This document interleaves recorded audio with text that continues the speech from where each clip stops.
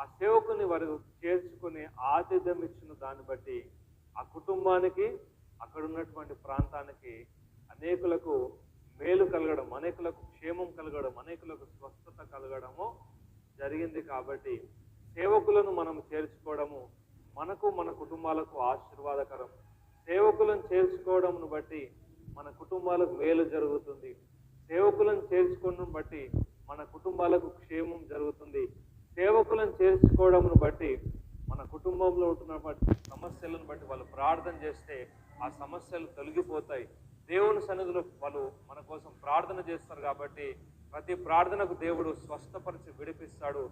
ఒకవేళ ఎవరైనా ఆ చేర్చుకున్న కుటుంబంలో అనారోగ్యంతో ఉంటే వారిని దేవుడు స్వస్థపరిచి దేవుడు తగిన విధమైన ఆరోగ్యంను, క్షేమంను, ఆశీర్వాదంను వారి కుటుంబాలకు ఇస్తాడు. కాబట్టి దైవ సేవకులను మనము చేర్చుకోవడం అది ఎంతైనా ఆశీర్వాదము.